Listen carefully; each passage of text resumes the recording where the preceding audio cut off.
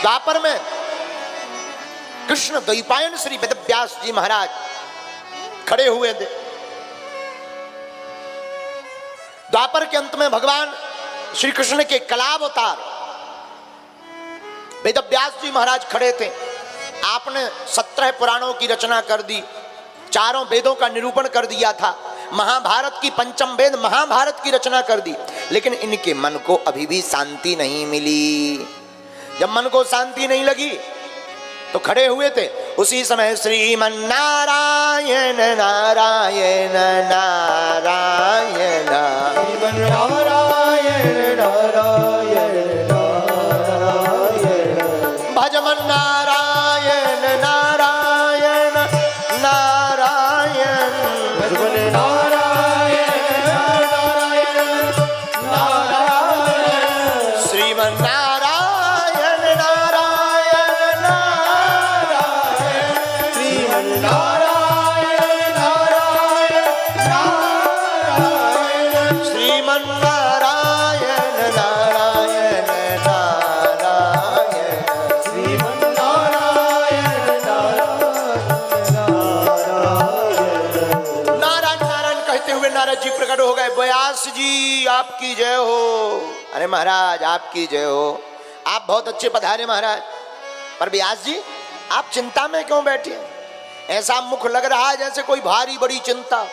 अरे महाराज आपकी लेखनी ने तो ऐसा चमत्कार किया है कि हमारे जैसे अज्ञानियों को भी भगवान का ध्यान आने लगा है, और आप ही चिंता में रहेंगे तो हम लोगों का क्या होगा? तो हाथ जोड़कर वेदव्यास जी कहते महाराज क्या बताएं। पूजयामास विधिवन नारदम सुर पूजतम। नारद जी का पूजन किया। महाराज क्या बताएं, हमारे मन में बार बार एक प्रश्न जाग रहा, कुछ रह गया पर समझ में नहीं आता रह क्या गया है। अच्छा हम समझ गए व्यास जी। व्यास जी आपने अभी तक जितनी रचनाएं की उसमें भगवान की विराट लीला महाभारत की विशाल लीला का वर्णन किया, लेकिन भगवान की बाल लीला का वर्णन नहीं किया, इसलिए आपका मन खिन्न है। महाराज पर हम बाल लीला के बारे में तो कुछ जानते नहीं, जो जानते थे सो लिख दिया। न जाने कौन से गुण पर दया निधि रीझ जाते हैं, न जाने कौन से गुण पर दया निधि रीझ जाते हैं। यही सब ग्रंथ कहते हैं, यही सब वेद गाते हैं, यही सब ग्रंथ कहते हैं, यही सब वेद गाते हैं। व्यास जी आप तो भगवान का ध्यान करके लिखना प्रारंभ करो। भगवान हमारे जैसे दासी पुत्र को नारद पुत्र ब्रह्मापुत्र नारद बना सकते हैं, तो क्या आप पर कृपा नहीं कर सकते? मतलब नारद जी ने अपने पूर्व जन्म की कथा बतलाई।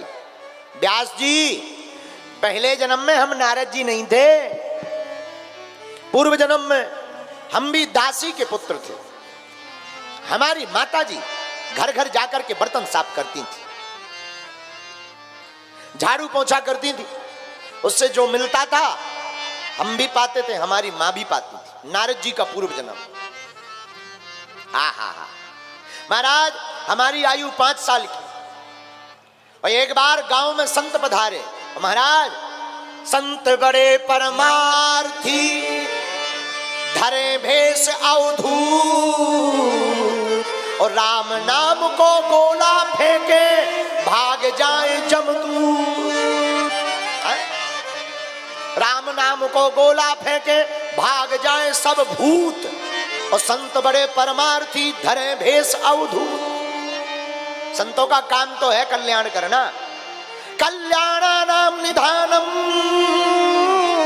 कलिमल मथनम पावनम पावनानाम।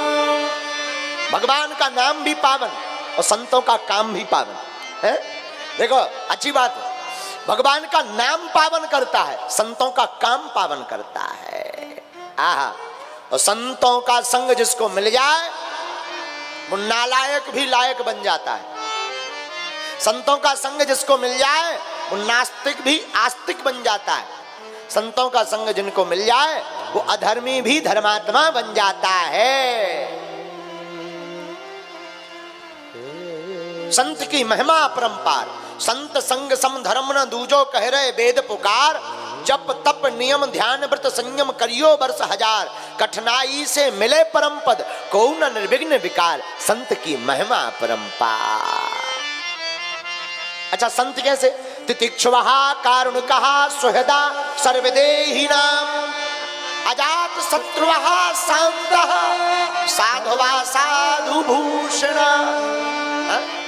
संतों के भी लक्षण है। संत कौन? जिसका कोई अंत ना हो वो संत। संत कौन? जो अपनी पूजा ना करवाए, तुम्हारी बाहें पकड़ करके परमात्मा की पूजा करवाए। संत कौन? जिसके पास जाते ही तुम्हारी समस्याओं का हो जाए अंत, उसी का नाम है संत। बोलो सीताराम, जोर से बोलो। नारद जी बोले व्यास जी, हम तो गांव में रहते थे, दासी पुत्र थे। गांव में कुछ महात्मा आए। महात्मा संत। महात्मा कौन? महान चासौ आत्मा सा महात्मा, जिनकी महान आत्मा है। महात्मा आए, गांव वालों ने हमारी और माताजी की सेवा में ड्यूटी लगा दी। अब संतों की सेवा में तो संत रोज भगवान की कथा सुनावे। नारद जी बोले हम छोटे से थे, हम भी सुने।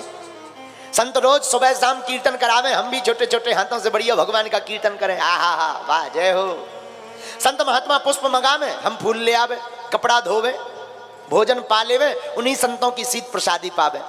चातुर्य मास करने महात्मा आए और 4 महीने में इतना प्रेम हो गया, इतना प्रेम हो गया भगवान की कथा से, भगवान से, संतों से, कुछ पूछो ही मत। आहा, जो सुख पावो राम भजन में, सो सुख नाही अमीरी में, मन लागो मेरो यार फकीर, मन लागो मेरो यार फकीर। जो राम के भजन में सुख, वो अमीरी में कहां? अच्छा देखो, ऐसे सोचो, जितने यहां पागल बैठे बाहर भीतर अंदर कुछ टेंट पे जो टंगे, आप विचार करो, होटल जाते डिस्को में 1.5 लाख खर्चा करते, 2-3 घंटा तुम नचते हो, फिर थक के सो जाते। हाँ जी या ना जी? लेकिन धन्य है, हमें पता है, तुम्हें पता हो या ना हो, हमें लेकिन पता है कि कुछ लोग सुबह 8 बजे से यहां पंडाल में बैठे हैं, लेकिन अभी भी चेहरे पर मुस्कुराहट बरकरार है। अभी भी भगवान की कथा में मस्त है। ये संतों का प्रभाव नहीं तो क्या है? ये भगवान की कथा का प्रभाव नहीं तो क्या है? ये चमत्कार नहीं तो क्या है? आहा। नारद जी बोले महाराज, संतों से प्रेम हो गया, भगवान की कथा से प्रेम हो गया। चातुर्मास हुआ तो महात्मा जाने लगे। नारद जी बोले हम भी पीछे पीछे से चले, छोटे से बच्चा तो थे ही। संतों ने पूछा कहां जा रहे हो बेटा? नारद जी बोले महाराज, जहां आप जा रहे वहां हम जा रहे। महात्मा बोले बेटा तुम हमारे साथ जाओगे, तुम्हारी माताजी गाली बकेगी। हमने बेटा को सेवा में दिया था, महात्मा बाबा बना के ले गए। जाओ वापस जाओ, माताजी आज्ञा दे दें तो आना। नारद जी बोले व्यास जी, हमें पता था हमारी माताजी कभी भी हाँ बोलने वाली नहीं है। महाराज माताजी तो आज्ञा देगी नहीं, कोई उपाय? हाँ एक उपाय। क्या? ये माला लो, माला, जाओ भजन करो, जब माताजी आज्ञा दे दें सोई हमारे पास आ जाना। आहा। नारद जी ने माला ली, माला लेकर के नारद जी चल पड़े। नारद जी छोटे तो थे ही, वह बालक वापस आया घर में। अब तो सुबह शाम दिन ना रात वह बालक माला का जाप करने लगा, भजन करने लगा माला से। और जहां माला का जाप तेज किया, सोई माता जी की दिल की धड़कन तेज हो गई। हे भगवान, कहूं बेटा बाबा ना बन जावे। माताओं को जो टेंशन नहीं रहती, सबसे ज्यादा टेंशन रहती बेटा बाबा ना बन जाए, चोर बन जाए, डकैत बन जाए, फदाली बन जाए, मवाली बन जाए, कोई टेंशन नहीं, पर बेटा बाबा ना बन पाए। अगर बेटा बाबा बन जाए, सोई माता जी के असूआ ढन ढन गिरे। उसी वक्त उस बालक की माताजी के घर पर एक ज्योतिषी आए। महाराज, हाँ आपकी कृपा से सब बढ़िया है, जरा नक्षत्र देखो, हमारा बालक है, अब तो बढ़िया रुंझुन करती हुई छोटी सी बहुरिया आ जावे, सोई बड़ो आनंद है। नारद, वह बालक भीतर बैठे बैठे भजन कर रहा था। बालक ने सुना कि माताजी हमारे गले में एक नई घंटी डलवाने वाली है विवाह की। अच्छा, विवाह में पीछे लिखा वाह, लुगाई बढ़िया मिली तो वाह वाह, और अगर लड़ंकू मिल गई सो जिंदगी भर आह आह। बोलो सीताराम, जोर से बोलो। तो वह बालक भीतर बैठे बैठे भजन करते सोचने लगा, हे भगवान, हम तो सोच रहे कब माता जी को झंझट खत्म हो गए, कब हम संतन के पास जावे, माता जी तो एक नौ लफड़ा और फंसाए दे रही, क्या करें। अच्छा, बात भी सही है, शादी के रसगुल्ला है, जिनने खा ले उनसे पूछो कैसी बीत रही। बाहर तो बेचारे हंसते रहते हैं, घर जाते से ऐसे मुंह फुला लेते। क्या हो गया?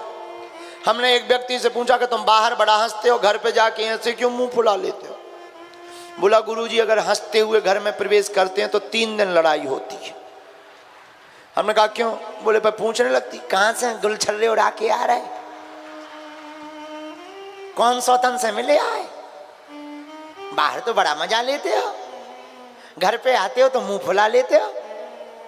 तो हमने कहा ये मुंह क्यों बना लेते? बोले मुंह बनाए रहो सो समझ जाती है कि पारा गर्म है, इसलिए बोलती नहीं। और बात भी सही है, जिनकी शादी हो गई उनसे पूछो, जिनकी नहीं भाई उनसे पूछो। बेबी रो रहे, भी इसलिए रो रहे हो जाए, जिनकी हो गई उन्हें हार्ट अटैक दिन न रात। एक हमें मिले, हमने कहा क्यों, क्या हाल है? बोले सब बढ़िया है। बोले मांग जब से भरी तब से मांग ही पूरी नहीं हो रही है। आओ, आओ, आओ। हमारा चेला चंगीलाल, हमने कहा क्यों चंगीलाल, शादी हो गई, क्या हाल है? अरे बोले जब से मांग भरी मांग ही पूरी नहीं हो रही, जेब चाय ढीली हो गई। बोलो सीताराम।